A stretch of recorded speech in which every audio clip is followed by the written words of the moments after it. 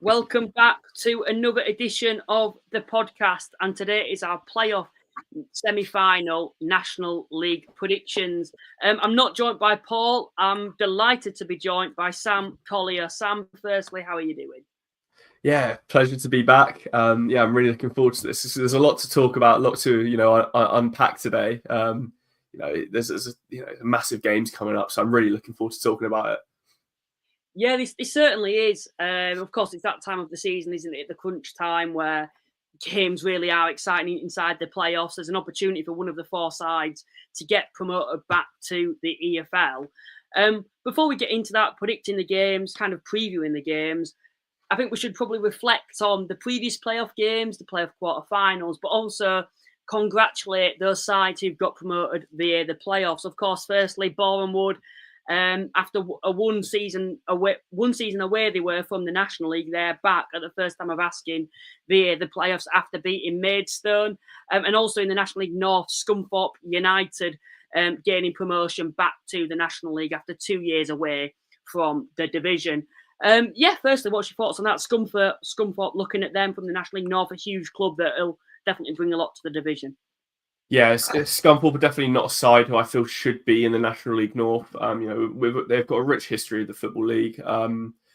It's good to see them back up. It's good to see them coming back to where they are. They're possibly a side, with the right investment, you could maybe see coming up next season and, causing some problems for other teams. Chester are a strong side, but, they don't have near the same financial muscle as Scunthorpe do. So it definitely does throw a bit more of a spanner in the works in terms of the National League next season, having Scunthorpe back. Boreham Wood as well. I think the same goes for it, really. They may not have the financial muscle, but I think they went down last season with a team of quite high quality that probably shouldn't never have really gone down. They maintain quite a lot of players. So I don't think for them it will be a case of coming up and just trying to survive again. I think they'll come up with more ambition to maybe kick on next season a bit more. Like I said, they had a lot of experienced heads in that side, Boreham Wood, and I think that's kind of what saw them through in the end. The likes of Chris Bush, Nathan Ashmore, all those experienced players, and in big games, that's extremely valuable to have. So, yeah, congrats to both those teams for coming up, and two sides I'm looking forward to seeing back in the National League next season. I think both sides have got more ability than the sides they had in the final to make a name in the National League. For example, Boreham Wood, very well aware before they were relegated, that awful season they had when they got relegated. Previous to that, season on season, they were consistently looking to get promoted via the playoffs. And then they had a horrendous season, relegated to the National League South. They're back first time of asking, which is crucial because now they're not getting stuck in that division. They've managed to get out, unlike some other clubs who've been stuck in the National League South for a number of years, like now, for example, Torquay United, who was stuck in that division. And I think for them, under Luke Garrard coming back into the division, you'd like to think that they should comfortably in that first season survive, if not hope to do more. But of course, as we're seeing recently, the gap between the National League South and the National League itself is getting bigger and bigger. But I just feel like Boreham Wood, they're well equipped out of all the sides who've got promoted, probably alongside Scunthorpe, who will be able to settle into this division very quickly. Yeah, I think you make a really good point there, actually, on the lines of, you don't want to get stuck in a division. A lot of teams will go down, they'll look to bounce back, they'll heavily invest. It won't work out for them, and suddenly they'll struggle, and they'll be stuck in the division. Like you said, Torquay are a side that have kind of faced that kind of that torment this season. It nearly happened to Scunthorpe. They were tipped to win the league last year, and a fairly anomalous outcome in terms of Tamworth getting back-to-back promotions happened. It was one of those things where you just have to kind of step back and applaud it, really, from a Scunthorpe perspective, that is. But also with Boreham Woods, with the players they retained, I said they have experience. They also have age on their side with a lot of their key players, and I do think if they weren't to go up this season, a lot of those players might have wanted out, and they might have wanted to, with the age not on their side, they might have maybe wanted to step back up to the National League. So yeah, I think it's crucial for Boreham Wood more so that they've got it done this season. And like you said, I think both of them will be well equipped to come up next season, actually, try and make a statement in the division rather than just trying to make sure that they're in it the following one. 100%. And of course, coming away from that now, the action tonight is all focused on the playoffs. Quickly reflecting on the previous two games, where would you like to start? The Oldham Halifax game or the Rochdale Southend game? So the question is, where do you like to start, really, isn't it? So we can brush over it if you want. But Oldham Halifax was not weren't a good showing from your lot, really, was it? It was over pretty quickly in terms of, Oldham came out the blocks quite fast. Halifax never really seemed to get going, and it was pretty one-sided from minute 1 to 90. I will say, I do think that it maybe was a case of, Halifax really, really weren't there. I don't think if Oldham were to play like that against a side who were up for it, the outcome would be the same. 4-0 it's a big result. And I think they've got to prepare for that against York. I think York, they are probably the favourites going into the playoffs. But it's a huge amount of confidence to have for Oldham going into this next game. And I think, again, similarly to Boreham Wood, I've gone over it a few times already with having experience. One thing that's kind of been mentioned quite a lot of Oldham this season is, how many aging players they've got, how many experienced heads they've got on the side. Maybe they do have too much, but that kind of experience is crucial in these big games, and seeing these matches out. So, it will be really interesting to see how York do fare against Oldham come the next round. I don't think there's a better time to use this scenario than the game between Oldham and Halifax, and that is the phrase "men against boys," if I'm being honest.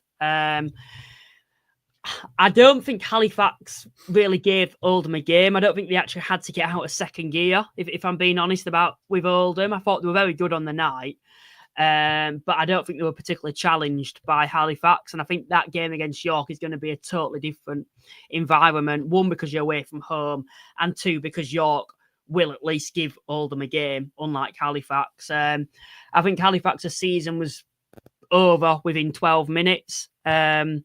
I think everyone expected Oldham to go on to win, but most people's predictions were that they're going to win 1-0, maybe 2-1. I don't think anyone really expected Oldham to just go out and absolutely smash Halifax like they did. I said 3-0. I had a feeling it was either going to go that way, how it did in the first 12 minutes, maybe not to that extent, or it was going to be a case of maybe we might be able to grind out a 1-0 win and frustrate the fans. And if I'm being honest, when that early goal went in, you could kind of tell what was going to happen. Away from home, particularly. If we were at home, maybe it'd be different. But when you're away from home at Oldham in front of a crowd like that, when you're 1-0 down after 2 minutes, there's only one way the game is going. And unfortunately, it wasn't our night. I would say it's probably the first time this season that I've actually been embarrassed as a Halifax fan when I was in that crowd.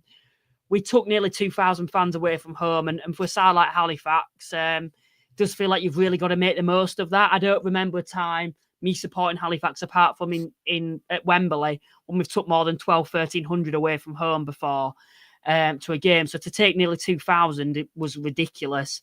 And it just felt like it was the perfect opportunity to really show what we were about, the huge underdogs in a game like that. And we just simply didn't turn up. I expected Oldham to win, but what frustrates me is how they actually won. We basically gifted them the game. They bullied us all night, and it was frustrating because it did genuinely feel like the players felt sorry for themselves, and we didn't give Oldham a game, and I don't think it actually did the National League justice. I think in terms of the crowd, obviously it was great, such a good atmosphere. But in terms of the quality and difference in terms of the division, I suppose I don't know what it would have been like for a neutral, but I can't imagine it being a great game because it was over after 12 minutes. I don't know what your thoughts were. From a neutral perspective, it kind of just, I wouldn't say it's exactly an advert for the National League. The one thing you kind of want in terms of an advert for the division is competitiveness. You want to see teams competing at the highest of standards. And like you said, it wasn't really a competition. I believe it was you that tweeted something after the game, and I do feel like for Halifax there was a level of unfortunateness in the way that you have been riddled with injuries at the wrong time this season. Like you said, I think it was something like Will Smith been absolutely massive for you, out for the season. Who else was it? Scott High, gone out on loan, come back. You say these are the players that got you into this position. These are the players when you were in your best form, were thriving and were dragging the team along at their peak. Those players weren't there to play the occasion. Albeit really, it wasn't your day, and I think that's probably being generous. But Oldham, they turned up, they knew what they had to do. But like you said, in terms of an advert, I probably wouldn't say it's a great advert for the league, purely because of the fact you want to see teams competing at the highest standard. You don't want the league to be like almost presented as the teams that have the money will go and absolutely smash the teams that don't. And to be fair, 90% of the time that's not the case. It's just unfortunate that on this day it was, and it just didn't go Halifax's way from minute one. And Oldham were very much up for it. I think the individuals on that pitch for Halifax should actually be, if I'm going to be brutal, I think should be ashamed of themselves, if I'm being honest. And everyone knows me as a Halifax fan. I'm realistic, but I'm always optimistic. I'll always defend my club. But on that night, I simply can't defend my club. You've mentioned there the individuals that got us in that position, the likes of Evans, High, Smith, excellent players in this division that will likely move on to either bigger clubs or clubs in higher divisions next season. And they've worked so hard to get us in that division. And then new players who've come in have been thrown at the deep end, yes, but have been given an opportunity to play in a game of that magnitude. And they've simply not turned up on the night. They're froze. And the thing is, they gifted it. It's the first time this season where I've watched my side simply look disinterested, look nervous in the case of the occasion's got the better of us, with the underdogs here, it's Oldham's night. And there were just simply no fight. There's only one player I can think of who actually gave any fight for Halifax, and that's Jamie Cook. And, he's one of the remaining players who was that part of that squad that got us in the position that we was in. Before I do move on, I don't want to take anything away from Oldham. Everyone's probably heard me on Twitter. I've been very negative about my own club, which we simply were. I think even Oldham fans can admit that. They weren't really given a game, if I'm being honest. But I have to say, on the night, the way Oldham turned it on in that first 12 minutes or so was exceptional. Yes, we were there to be beaten, but Oldham did the job. They got through us. And the way they did it as well, they didn't take the foot off the gas. You could tell their intention was, let's catch them out early. Let's win the game in the first half. And they simply did that. They were 3-0 up in the first half. And even the second half, I thought they were the better team on the night. And, it gives me a slight glimpse of hope, more hope than what I had, that potentially Oldham are capable of giving York a game. And of course, we're going to move on to that very shortly. But no, take nothing away from Oldham. The likes of Kitchen, Fondop, Juggen, Nathan as well. I think a player's come on loan from Barnsley this season. If I'm being honest, I never knew how good he actually was until I watched him in that 90 minutes. I thought he was man of the match for Oldham. So yeah, credit to Oldham. Congratulations to you guys. But yeah, very disappointing as a Halifax fan that our season is over. In terms of the other fixture, a game where it was a little bit more competitive, and I suppose a good advert for the National League as well, was Rochdale 3, Southend 4. I think a lot of people expected Southend to actually do something in this playoffs, and they've taken the first step by actually going away to Rochdale as the underdog and actually winning there. Of course, they were 3-1 down at one point. Yeah, I was going to say, you talk about adverts for the National League, and I think this match is probably exactly it. It's a tightly contested match. Twists and turns at every corner, and Southend have come out on top. And I tipped Southend early on to, if they were to get into the playoffs, to really give it a good go, because I think the one key thing for the playoffs isn't actually where you finish in the league, but it's the momentum that you take going into the playoffs. Southend don't care that they finish seventh, and they won't care that York finished second. They'll be looking at stuff like that. They'll be thinking, we got as good a chance as anyone else because we're going in with some brilliant momentum. And to be fair, even credit to Rochdale, they went in with some pretty, they went in some fairly good form. It did look like at one point Rochdale were probably going to get the win. But I was speaking to you just before we went live, and I said I can't really put my finger on what it is with Rochdale, but there just seems to be something missing. And, you alluded to the fact there might not be, maybe as much bite in the team as the side would want. And, that kind of grit to kind of, see out a result. And And I agree with that. To be fair, when things get a bit nervy and they're up against it a little bit, and they really have to focus, keep their shape, and stay composed, it just seems like they crumble a little bit. And I think that, to me, that has shadows of Bayern in the last year or so. They're a good team on the day, and they can probably beat anybody, but they just can't seem to handle the big occasion at the moment. How they adjust to that, I don't know. But they just crumbled. To be 3-1 up after 56 minutes and just to strike, to concede 3 goals or 2 goals in the final 15 minutes of the game. It is a poor showing from Rochdale. All credit to Southend, though. They dug deep. Like you said, this game's a brilliant advert for the National League. I think when you're 3-1 up at home against a side who finished 7th in the playoffs after 60 minutes, there's no excuses for not going on to win that game, no matter how well the opposition are playing at that time.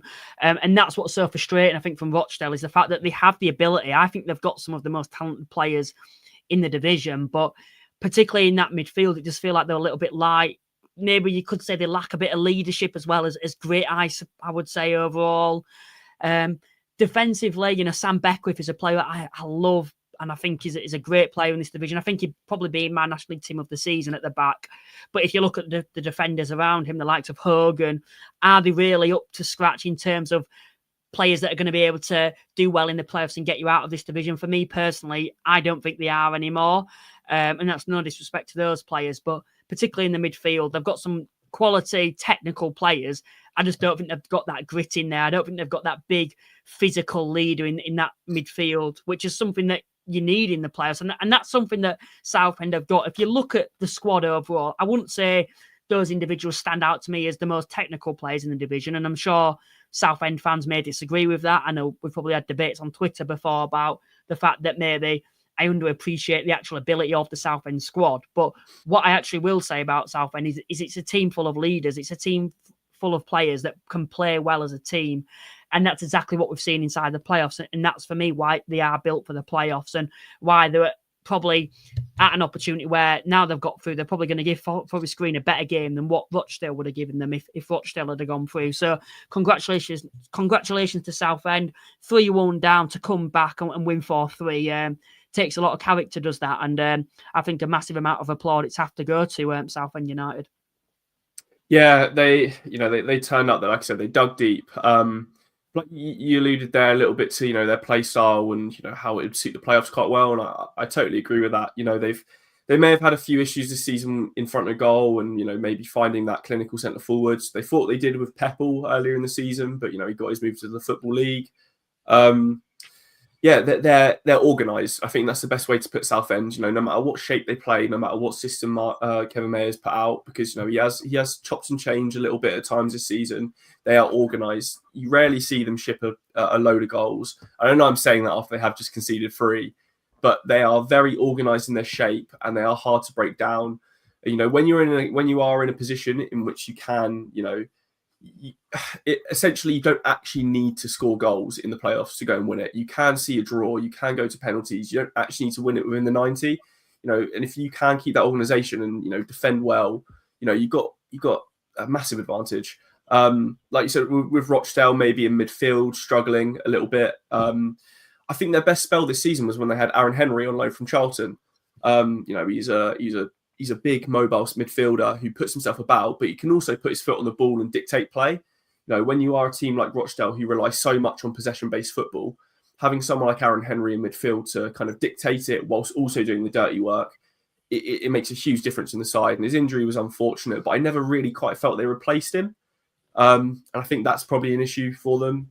I would like to see, in the summer, Rochdale, if they really have the intention, maybe add, a bit of a bruiser in midfield to partner someone like Ryan East, who can do the dirty work and free East up to kind of control the game. But on Southend, I do really think, I look at them and I think they're a team capable of winning the playoffs. I think everything kind of alludes to the idea of them being, a side that are really up for it. They've had so much hardship in the last few years, especially going into the personal momentum, having to kind of almost, they seem like they've cracked the formula this year. It's been kind of up and down at the moment throughout periods. You know, to get the playoffs right at the end in the form they had, it seemed like they've kind of cracked the code. They know what they want to do, and going into that semi-final as a Forest Green fan, I'd be quite worried. I totally understand what you're saying there, where if you're a Forest Green fan, you would be quite concerned, because if you look at Southend as well, it just feel like it's written in the stars for them to go on and get promoted now. Like you mentioned, that the hardships that they've gone through, it's all clear now, I suppose, with the new ownership. There's a bright future ahead. It would be the icing on the cake if they could get back to the Football League this season, because that would really be the start of the rebuild there at Southend, is to be back in the Football League, because they are a Football League club. And if they can get back to a position where they should be in League Two, then who knows what they could achieve in the future. And I'm sure that is the intention going into these playoffs now when you look at them in the current position. And I do think they are built for the playoffs with the players and individuals that they've got in that side. It's a side full of leaders. It's a very strong and like you mentioned there, well-organised side as well. And I just feel like for Forest Green Rovers, we're going to come on to that game shortly, but they're not the opposition that I've been wanting to face. And one final question before we come to the comment section. Do you feel for Rochdale, do you have a bit of sympathy the fact that they've had to play 7th place? And do you think it's actually fair that, because yes, on paper, you're like, well, they finished 7th, they're the worst side inside the playoffs. But how you could also look at it is the fact that, well, they're the side with the most momentum who've just sneaked in at the last minute compared to 6th, who've probably known they've been in the playoffs for at least 2 or 3 game weeks. That's a tricky question, because I think the simple answer probably is, yeah. I mean, you finish 4th, you play 7th. Technically, on paper, you know, the measurement is 7th should be the weakest team in the playoffs. But if you don't have it, if you don't base it on who finishes where, how do you need a fixed method to kind of determine who plays who? And if that's not the case, you know, how do you determine it? Yet while still making it fair and, you know, keeping all controversy out of it. So, you know, they may feel a little bit unfortunate. Rochdale probably were looking at that and thinking form-wise, maybe we would have rather played Halifax. But, you know, it's just the way of the league, isn't it? You know, you finish higher in the league. You know, it's just unlucky for them, really, I think. It does feel like now overall, and I know I keep going on about Halifax, but I think anyone would have wanted Halifax on that night. I don't want to take anything away from Oldham, because I thought they were a very good side.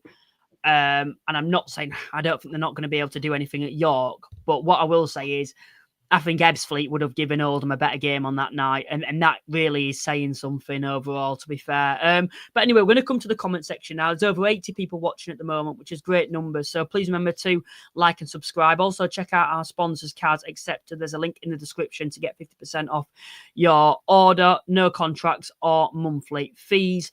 And also, yeah, get involved in the comment section. Let us know how you're feeling about the semi-finals tomorrow. Are you going to any of the games? And if you're not a fan of any of the clubs, let us know how you feel the playoffs are going to end up going. First fan in tonight is a Forest Green Rovers fan. He said, hello, everyone. Welcome to the stream. To you, a Forest Green Rovers fan. Forest Green Rovers updates. Welcome to the stream. And then we've also had an Oldham fan who said, come on, Oldham. We've had Southend on the vegan onto the vegan boys. And then we've had Jamie Henry, who's also come in and said, finally made it on for a live. What a comeback from the mighty Shrimpers. And then we've also had Jason, who said, hi, Luke and Sam. Come on, York. Seth's come in and said, OAFC, I believe, but York is a tough test. Harry's come in and said, YCFC for York City Football Club. We've had Jake, who's come in and said, still having nightmares of Dorking throwing a 3-1 lead away at Bournemouth in 8 minutes. Hopefully Dorking next season can go up. To be fair, I'll be honest, they were the side that I was rooting for inside the playoffs to get promoted. So yeah, it was a little unfortunate that they didn't make it up. And then we've also had Seth, who's come in and said, although York played my team, Biggleswade FC earlier in the season, and they were poor. I'll say that. And then we've also had another Oldham fan who's come in and said, come on, Oldham. I'm not going to read that out, but let's just put it this way. He's very nervous. And then we've also had Forest Green Rovers updates, has actually said Halifax versus Oldham was mental. I don't know, to be fair. I don't know how you class it. Maybe it's me as a Halifax fan why I don't think it was mental. But Halifax might not have been. Side you're on. Yeah, I suppose. Halifax might not have been up for it, but we was, and we're up for tomorrow. Come on, Oldham. Sam, the Blue Room have come in. Ooh. Evening, lads, he says. And then we've also had Lewis who's come in. Oh no, we've had Lee who's come in and said, as you predict, Luke, watch out for Southend in the playoffs. Paul's come in, Sam. Good evening from the Shrimpers in Slovakia, Bratislava, up the Blues. Going global, they are. And then someone's also agreed with you, Sam. I don't know what it was on now, but yeah, they agreed with you. And then we've also said, Luca has come in. Luca, to be fair, I agree with Sam. I think what he's saying sums it up perfectly. Cheers, Luca. I really appreciate that. And then we've also had Jason who's coming in. As a York fan, I'm happy this year. I wanted my team to be in the top 10, and we have smashed it. The promotion will be the cherry on the cake. Either way, we can hold our heads up high this season. I don't know, do you feel that there's a lot of pressure on York? Because they are by far, and people will disagree with me, but it's factually correct, they're by far the best side in these playoffs. Do you feel that perhaps it is theirs to lose, or do you agree with him and say there isn't too much pressure on them? It's tricky, really, because I think there's kind of the aspects of them both in the way that, you know, they weren't expected to get playoffs this season, really. You know, they weren't, or there would have been no shame in not getting promoted at the start of the season. You know, that wasn't their aim, especially after just about surviving last season. But also, I feel like you have to adjust your expectations based on how the season goes. And if you're, you know, based off of the way that their season's gone, you know, they're the favourites in the playoffs. And I think when you're the favourites in the playoffs, I feel like there's a level of expectation that you have to come and at least perform to the best of your abilities and, you know, prove why you're the best. Would I say it's theirs to lose? Maybe not quite, because, you know, Oldham have gone in and, you know, they've made a massive statement against Halifax. Southend are in on huge form. You know, Forest Green have been known this season for, you know, picking up late goals and, you know, digging deep when it matters most. So I wouldn't say it's quite theirs to lose, but I would say, you know, I think 90% of people will be saying that there is, you know, they are the favourites going into it. And I don't think anyone will be surprised to see them go and win it in the end. I think there's a bigger gap between York and Forest Green than there is Barnet and York, if that makes sense to everyone in terms of quality. And I think for me, I think York deserve to go up. A question as well for you. Do you feel like the EFL will have failed York if they don't get promoted this season? Yeah, I think there's a level of that in, you know, everyone. I think everyone knows. I've never ever met someone who hasn't agreed with the, you know, that free up, free down should be implemented. To finish second in the league and have to, you know, and potentially not get promoted to at the expense of 7th place in the league, it doesn't quite feel fair. You know, I really like that. I really like the layout of the playoffs, and I like the eliminator process and stuff like that. But when you're talking, you know, is it fair that, you know, second place can, you know, especially in this season where, you know, York has so comfortably finished second as well. There's not really been competition. You know, do they deserve to, you know, not go up? I think they deserve to go up based off their season. You know, you look at the Notts County season. I know they did it on a bigger scale, but if Notts County was to not have gone up through the playoffs that year, that would have been a massive injustice. And I think that there's kind of that on the same scale to most other teams who finished second. I feel like they've kind of earned the right to go up, and, you know, I do kind of agree with that in the way that, you know, I feel like the EFL's kind of not done them justice based off the season that they've had. Yeah, I 100% agree. And to be fair, when you have finished second, most of the time, if you get through the first game, you often win in the final, but it's getting through the semi-final, which has seemed to be an issue. Just a statistic here for you. It might not sound that bad, but considering second, the difference between someone who's finished second and someone who could have potentially finished 7th, it is pretty bad when you hear this stat. 4 of the 7 sides since the new format has been introduced have got promoted, have got to the final, I should say, via the playoffs, who finished second. So that means second place, when they've come up against 4th or 7th in the semi-final, 4 of the 7 times they have progressed to the final. Whereas what's quite interesting here, if you actually look at 3rd place, 5 of the 7, since the new format has been introduced, have managed to progress to the final. So it actually feels like those who finished 3rd are in a better position to actually make the final than those who finished 2nd. That is quite interesting to hear, really. I don't know why that's the case. Maybe, you know, there's an aspect of, you know, teams who finish second often do kind of, you know, that they kickstart their seasons quite quickly and they fly through quite early. So back end of the season, maybe they slow down a little bit. And like I said, momentum's massive for playoffs. And, you know, teams that maybe finish third are kind of pushing for that second place. So they go with more momentum, more, you know, enthusiasm kind of. But also, I don't think we mentioned this yet, but also that 2-week layoff between you know, the playoffs, the second and third place play-in. That's a huge layoff. 2 weeks without playing is massive. You know, it does lead to some adversity for the managers to kind of decide, because, you know, I'd be very surprised if Cottrell and Hinshelwood haven't set up behind closed doors friendlies for their teams to play to keep match fit. But also in doing that, it runs the risk of your key players getting injured in matches that actually don't mean anything. So, it creates a bit of an adverse situation that's quite hard to manage, because essentially you want your players to go out there and you want them to give their all as if they're playing, you know, in a playoff match, so they can stay fit ready for it. But, you know, it's a tricky balance to find. So that is quite an interesting. It is quite an interesting case to look at. That, to be fair. Keith's coming in and said, Luke, Sam, I feel Southend bench will be so important against Forest Green Rovers. Suppose for Southend as well. I may be wrong when I say this, but I don't necessarily look at Southend as a side that have got a big squad. I don't think throughout the season they particularly have. And maybe that could be a key in the semi-final, perhaps, is the fact that compared to potentially on the other side of the draw, maybe Oldham and York, they've both got benches that would get into most other National League sides who can equally do as good job as the starting 11, perhaps. Where for Southend and maybe even Forest Green as well, they don't have the biggest squads, do they, overall? And of course, when injuries come in, that does significantly affect them. Yeah, I kind of agree with that. But when I look at Southend's squad, I do actually think that I think the best word to describe it's balanced. Like you said, they may not have the biggest squad in the world, and you know, teams like York and Oldham, etc. They probably have players on their bench who can go and play for teams that are maybe in the mid-table of the division and be a key player for them.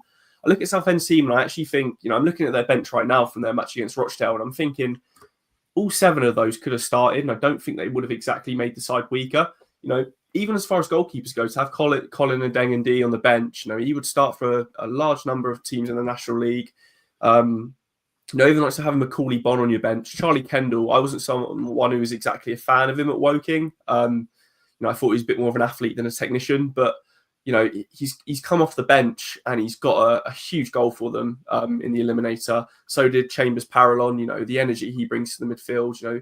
And that's essentially like I kind of agree with it. You know, Southend have gone and won their game based off of Chambers Parallon's equaliser, Charlie Kendall's winner. Both of them came off the bench and, you know, made a massive impact for them. So I do kind of agree with that.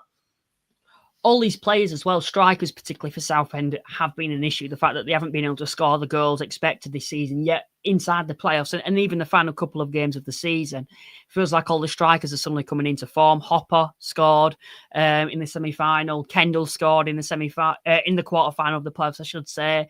Also, prior to that, Bond's been on decent form towards the end of the season. So it does feel like all the strikers are coming into form at the perfect time for Southend United. We've also had the kickoff hub who've come in, Sam, tonight. Hi lads, never commented on your live, but I'm a big York City fan. I think it'll be a hard game tomorrow, and if we beat them, I think Oldham will win the playoffs. Yeah, I kind of do agree. I think the winner of that will probably go and win the playoffs. You know, Southend, again, I think they have the potential to, but, you know, I think Oldham are a very experienced side, and I think, again, York are just the best side in the playoffs at the moment in terms of squad and the way they perform this season. So yeah, I can get behind that. I think that's the more mouth-watering tie, I suppose, because they're both, I suppose, up north. Both have got huge fan bases. Of course, on the other side, you've got Southend, who've got a strong fan base as well, but they're the away team.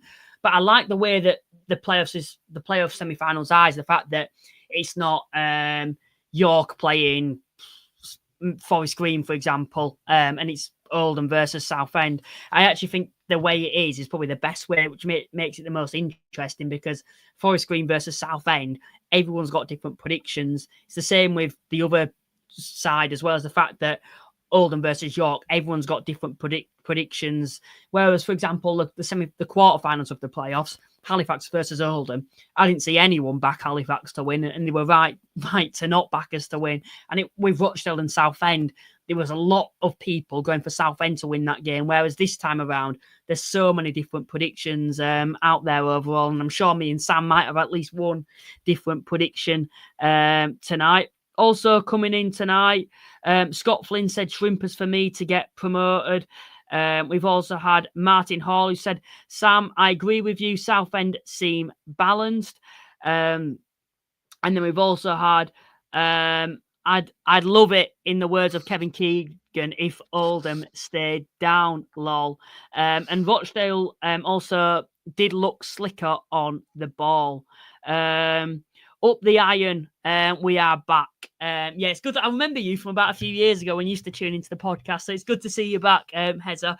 But no, that wraps up the comment section. We'll be coming back to the comment section as we proceed. But so we've got to a time now. We're 35 minutes into the podcast. We've just hit 100 listeners as well, which is great. It's probably a perfect time to actually get onto the actual fixtures themselves. Now, Sam, I'm going to let you do the honours. Which fixture would you like us to start with?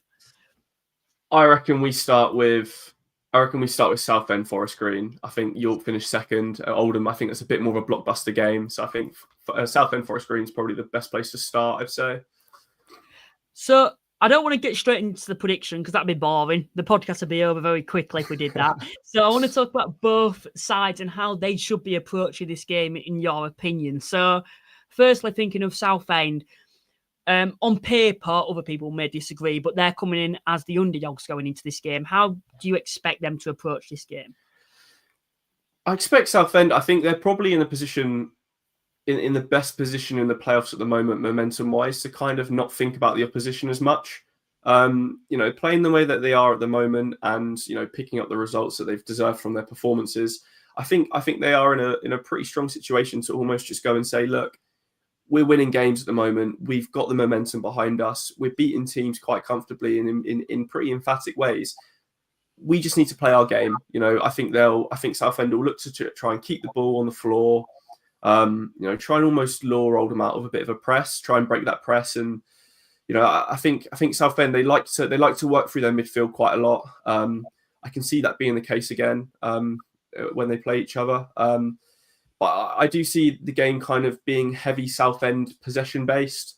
And like I said, I think they'll probably go and approach it similarly to how they have most games because it seems to be working for them at the moment.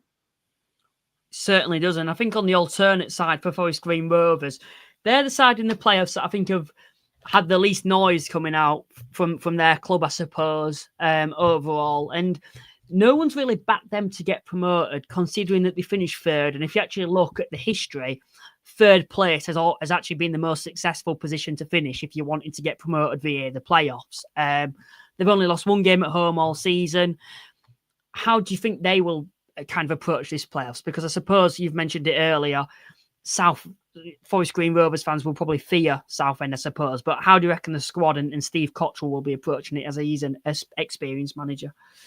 I think, again, you said experience. I think the experience is kind of what they'll have to rely on going into this game. Southend are a bit of a younger side, one who maybe, they have a bit more energy about them. I think trying to keep their heads and just play their game is kind of what Cottrell needs to kind of enforce.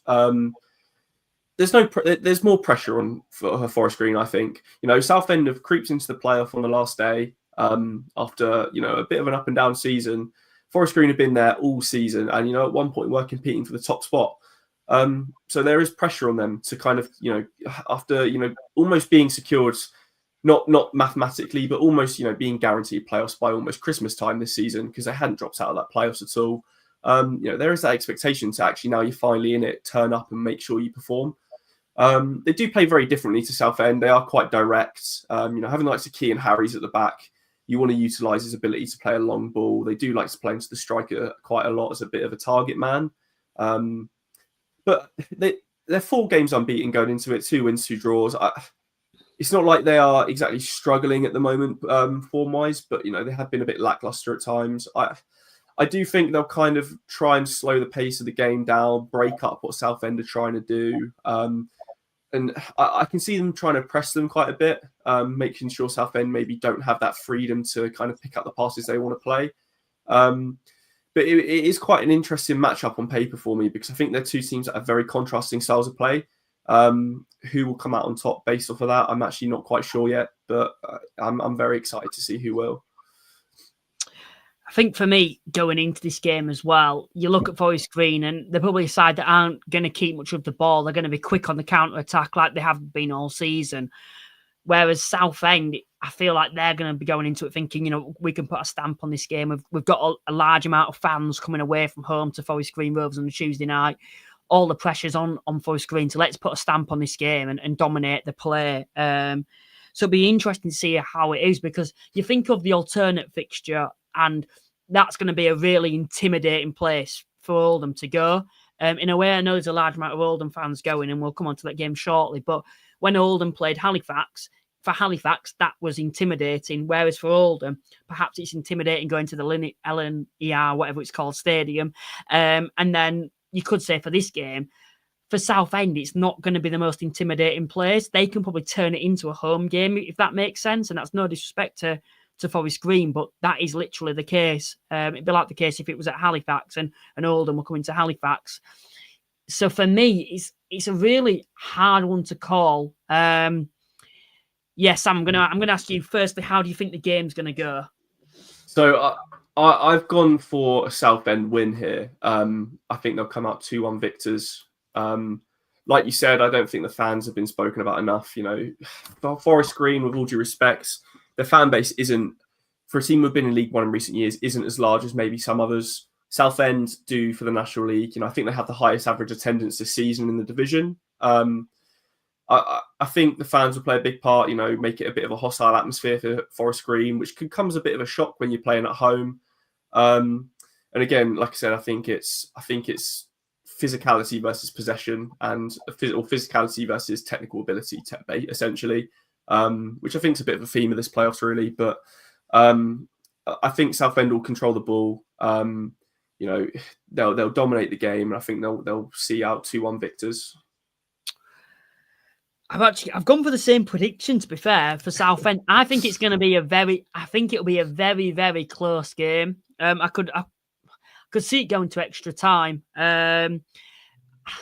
It's hard because you look at Forest Green, they're the home side. The pressure's on them. But what I will say about Forest Green this season is, in the big games, I suppose, they very rarely lose them. I think the only one I can recall is Barnet and Gateshead at home. If you actually look at the home form, though, overall, they've only lost one game at home all season.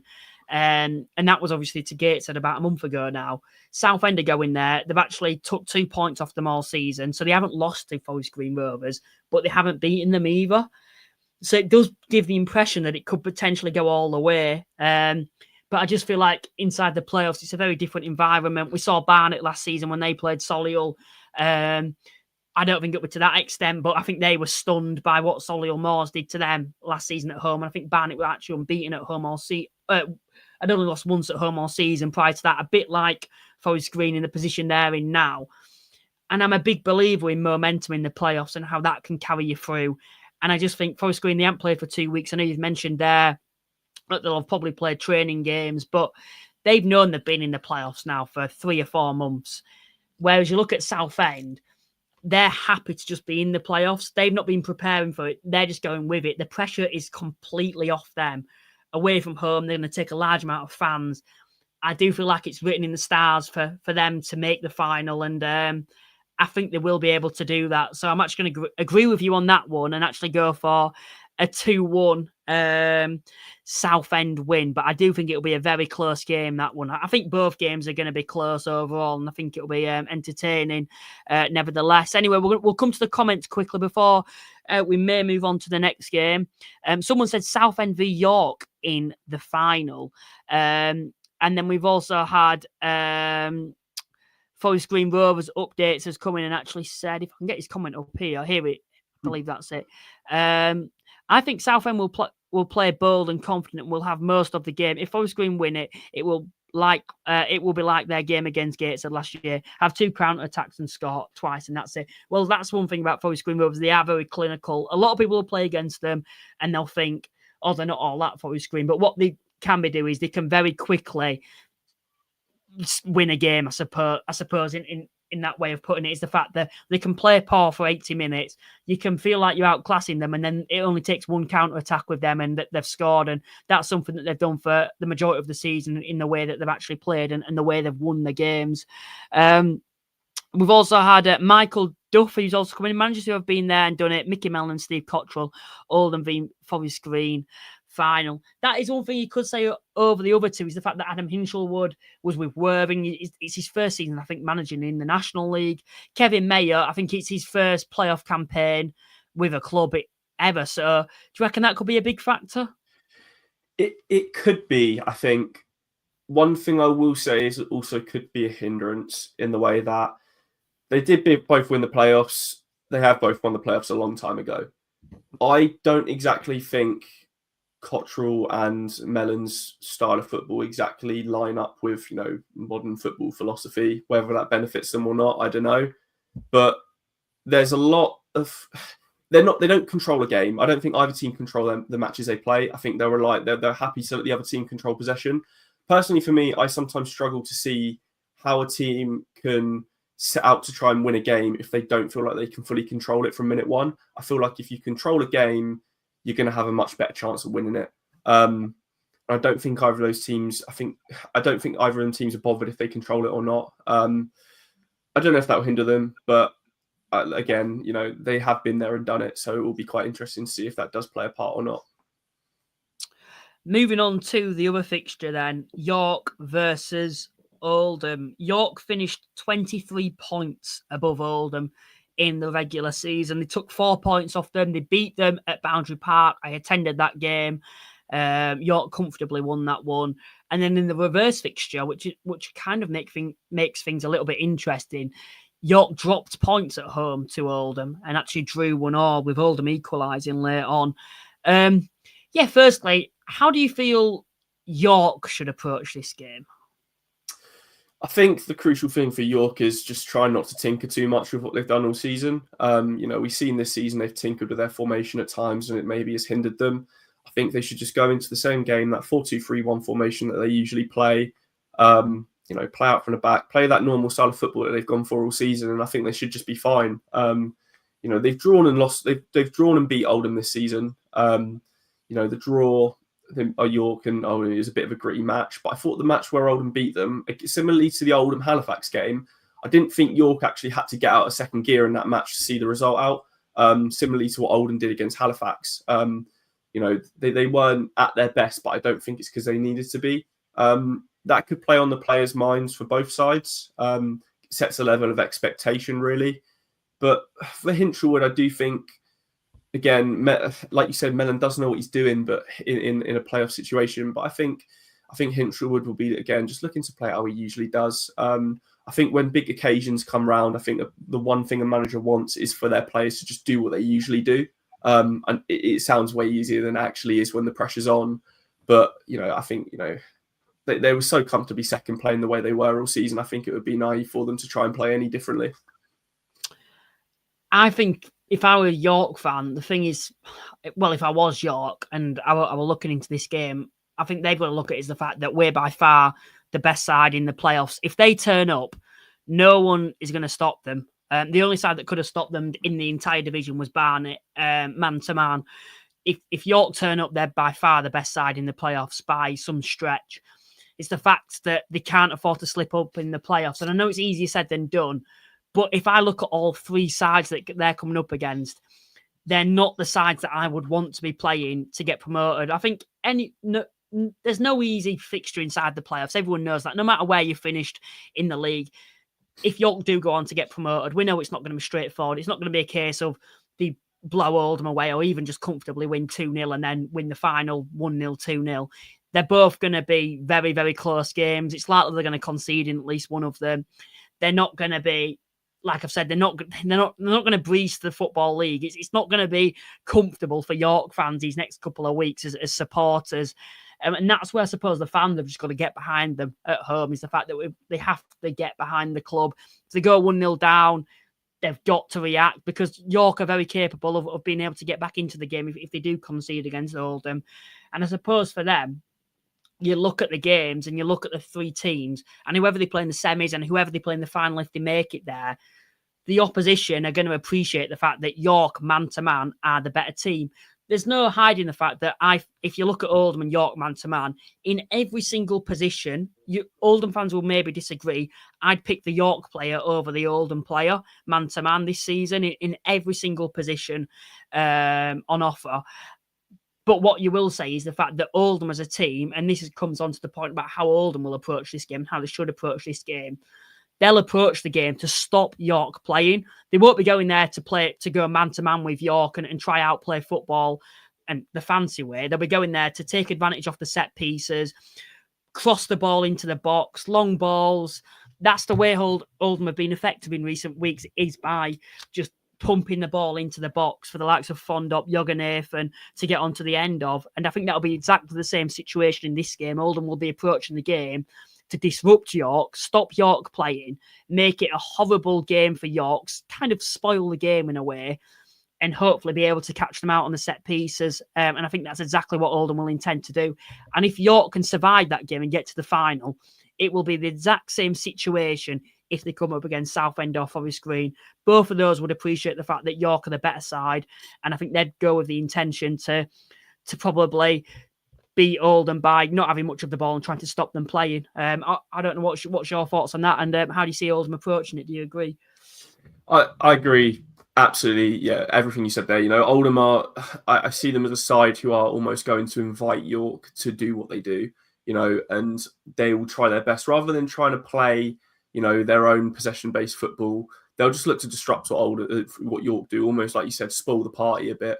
Mickey Mellon will probably be looking at it and think, this team, if they are the best team in the division, we'll try and spoil that and see if they can handle it.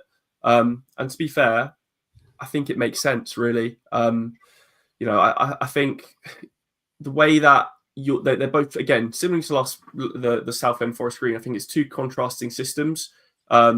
York are built on technical players who will, maintain the ball. They'll distribute with purpose. They'll look to maintain play and dictate what happens. Oldham are a team of athletes. I look at them as a side they're going to try and bully opposition. They're going to try and outrun them out. They're much more physical. And I think if Oldham can make the game scrappy, it falls much more into their favour than it does York's, because I don't think you can outplay York at this level in terms of trying to, maintain possession and, keep the ball with you. I think it really is quite tricky for Mellon, what I'm really trying to say, because essentially if York do turn up, I don't really know if there's much that can stop them. But it will be interesting to see how they do set up. I kind of expect them to set up with two up front. Garner's been playing quite well for York York Oldham at the moment. And obviously I think Fondop will start. And I think what he'll do is he'll just make them trigger the press as much as they can. Stick both of the centre forwards on the two centre backs and try and stop them from playing out. They might stick a man on the centre midfielder as well, who's usually the outlet for York. But it's a tricky game to approach from Mellon, and even if you do get it tactically right, it doesn't exactly mean it's always going to go your way either, especially against a team like York. So it will be interesting to see how it plays out. We had a bit of criticism from the comments. Well, I have, I suppose, from an Oldham fan. Talking rubbish kid, clueless. Well, every time I've seen Oldham this season, they've never been a possession-based side. So maybe I am, but that's just how I view Oldham and how I feel they should approach the game. Because York, and you can disagree with me all you want, York, man-to-man, have better players than Oldham. It's facts. That's why they finished second and Oldham have finished, I think, fifth overall in the division.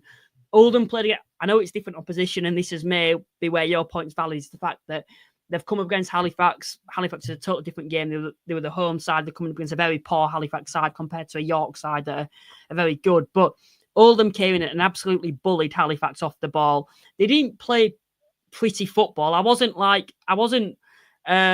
didn't watch that game and think, wow, Oldham are playing some excellent football here that's way above National League level. I thought, no, they're just effective. They just knew a way to beat us, which was because we were quite small defensively.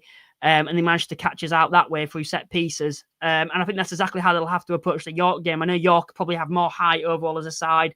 They're better defensively at the moment than what Halifax were that night. but they've just got to do the exact same thing, in my opinion, and that is to absolutely try bully York and stop them playing, and that's the only way I can see Oldham winning this game is by them doing that. In terms of how I think the game's going to go, then, well, I'll start with you, Sam. What's your kind of like, how do you think the game's going to go overall, and your overall prediction too? I think, again, similarly to what I said with the last match, I think it's going to be, one team's going to be heavy possession based, and I think one team's going to try and press them and force them to make mistakes. I think York will maintain most of the ball. I think Oldham will try and go man for man in a press, try and close them down, make it, uncomfortable for them. But I just think if York get it right, I don't think Oldham will be able to stop it. I've gone score-wise, I've gone 3-1 York. I struggle to see in playoffs how, I expect both teams to score a goal in the playoff matches.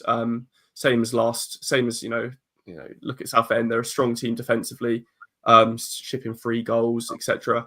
But I think both teams will be giving it a go. I think it'll be quite a heated game as well. I think both teams, the atmosphere won't, I wouldn't say toxic, but, it's going to be an aggressive atmosphere. Both fans, there's almost somewhat of a rivalry between them this season in the way that, it's been fairly sour on social media between the two fan bases, especially after the fixtures. So, both these teams are really, really going to want that. They massively want this. Oldham feel like they should be part of the Football League, having been there for so long. York having, spent what they have, had the season they had, they feel like they're owed promotion almost. So there's so much on the line this game. I've gone 3-1 York. I think they'll go ahead. I think Oldham will equalise. And I think if York will make it 2-1 and Oldham going for it will get hit on the break late and concede a third. I think out of both sides, I think Oldham will probably have the better start because I think they'll be able to settle into the game quick. I think there'll be a lot of pressure on York at first for me with the crowd behind them and everything. I'd like to think they won't be shocked because they should be well aware of how Oldham, I think, will approach this game. And that is to completely just hoof it in the air and just know the dark arts of the game, because that's exactly what they did against Halifax. It was all the dark arts of the game. They controlled that game. I'm not disputing that. But there were a lot of dark arts. There were a lot of football in the air, a lot of industrial football, so with the best way of describing it. And I think that's what they'll intend to do in this game. And I think early doors, that could potentially shock York. Therefore, I could see Oldham getting an early lead. But I think York, unlike Halifax, have that ability to be able to get back into the game. And I think both sides, you've mentioned there about Oldham being athletes. I think York certainly are themselves as well. And I think this game could go all the way to extra time. I think it'll be back and forth. I think it'll be a case of probably Oldham scoring, York maybe scoring again, then Oldham equalising. I'm going for a 3-2 York win, and I think York will win it in extra time. I could really see this one going the whole way. I think both games intrigue me, to be honest, because they're the playoff semi-finals, but this one particularly, like you've mentioned, I think it's going to be heated. It's very sour on social media between both sides. The Stones deal and everything, you've got that to play with as well. That's a factor with as well going into this game as well. So for me, it has the potential to be an absolute cracker. And when I mean a cracker probably to the same extent as that Notts County Wrexham game a few years ago where Wrexham won at home. So I'm hoping that it will live up to expectations, and I'm sure it will because it is a playoff match. A question I have got for you though, in terms of striker who starts for York, it might be an obvious one. Pearce is out injured, which is a big factor. What I will say is why I think York will be able to cope without him is the fact that if you actually take Pearce's goals away, they've still scored more goals this season than Oldham themselves. They've scored 95. He's scored 30 goals. Oldham have scored 64.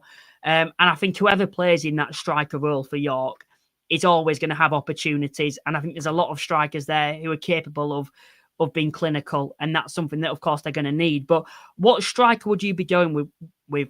Maybe the obvious one is Stones. Well, yeah. I have a sneaky suspicion that Ollie Pearce is going to end up starting tomorrow still. It's mind games? They said there's going to be a late fitness test. There's a few maybe contradicting reports coming out, maybe a few photos of Pearce training already still. But I think it would be fairly ironic if Stones was to go and start and score the goal that takes that knocks Oldham out of the playoffs. I think if Pearce isn't fit to play, I think it will only be Stones who starts. You know, obviously you've got Linnell John Lewis, who's quite a good experienced option, but I think he's someone that you bring on late in the game if you need to try and nick a goal. But yeah, I think if Pearce isn't available, I think Stones will be the one who starts. But I do have a sneaky suspicion that Pearce will creep his way into that starting 11 tomorrow. Yeah, that's what I've seen on social media. Is Pearce is out injured, but I heard that he went off at Eastleigh. It looked like it were bad, and then it turns out it wasn't. And then now I'm hearing he's out of the squad. And then now I'm hearing from people saying that apparently he's training with the squad. So who knows what's actually going on there. But I suppose it would be ironic for Stones to start and potentially go on to score against his old club. You mentioned John Lewis there. He's a player who will definitely come on later on in the game. And in terms of like a match winner, that third goal could probably have him all over it, scoring that third goal. But no, it's just a hard one to call, because I really think Oldham are going to give York a difficult game because of the way they're going to play and approach it. But I just feel like York have got two sides to them. They can play very good football, but they've also got the ability with the dark arts themselves, unlike Halifax, and they can bring on that height. For example, John Lewis later on in the game. Like for me, Fondop and John Lewis, they're very similar sort of strikers. Whereas I don't think Oldham, you could say maybe Norwood, but I would rather have Pearce in my team over Norwood any day. So I feel like York have just got to add a bit of quality that Oldham probably lack this season. And if I'm being honest, in terms of a side that would actually do better going into the Football League, obviously both sides belong in that division. I actually think York are better equipped at the moment to actually go into League Two and actually be successful and probably push for the playoffs once again. I think if Oldham went in League Two, they won't go down, obviously not, but they're not. I don't think they pull up any trees. And I think maybe if they can build that squad next year and keep building, it'll probably be their time next year. And that's why I think it is York's turn to probably get to the final at least this year. What's your thoughts on that, and anything to add? Yeah, I agree. I do think York have built a team with a long-term goal. You look at the likes of Pearce, he's 28, I think. Felix is young, Mayall's young, Fagan Walcott's young. They've got a young team of high-quality players who are only going to get better. And I think that was the whole thought process behind the Stones deal as well. You look at Oldham's team, and they're built for short-term success. They're built to get out of this league. The likes of Corey Evans, Tom Pett.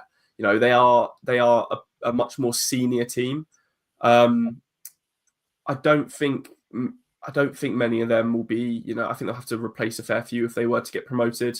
And I don't think they've maybe thought about, what's next if they do get promoted as much as York.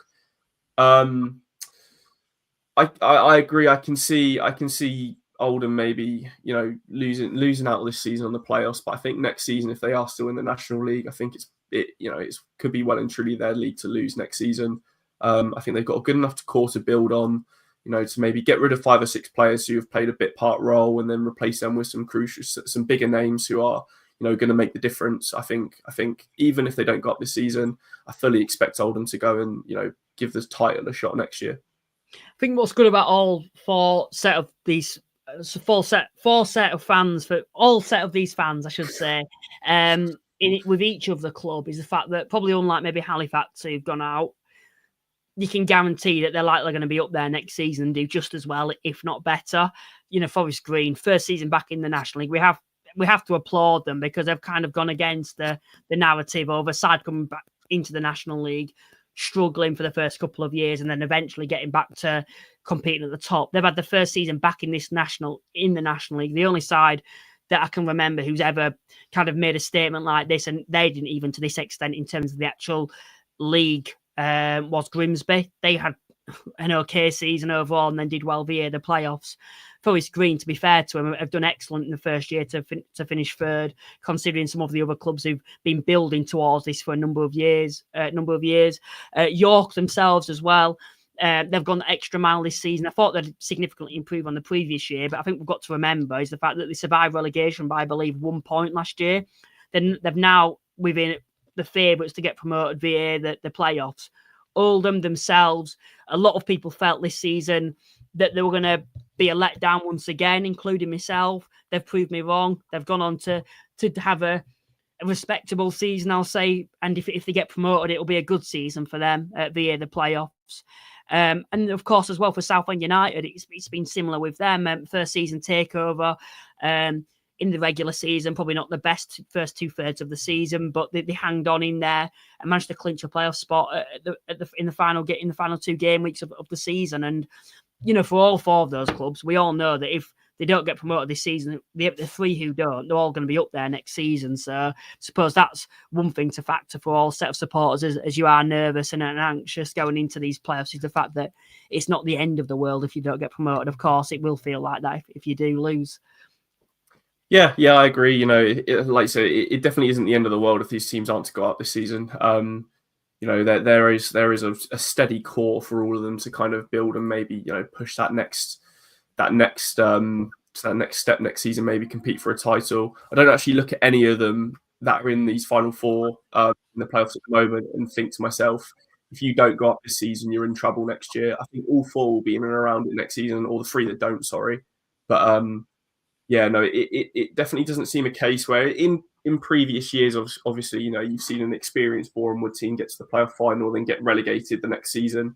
I can't see that of any of the teams this year. Like I said, I don't think any of them are at their last opportunity. But yeah, it is just people will rightfully be upset if they don't get into the playoffs, or they don't go up through the playoffs.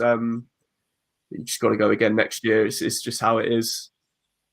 100%. Sam, I do really appreciate you joining me once again tonight. It's been good to have you on. Thank you to everyone else who's tuned in as well. The last 2 podcasts, in terms of views, have been excellent. We've had over 100 people consistently listening tonight, which is great numbers for a live stream. If you are watching this afterwards, also comment your predictions below for both semi-finals and who you feel will get promoted via the playoffs this season.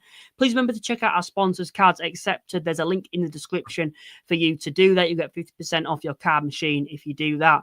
No contracts or monthly fees.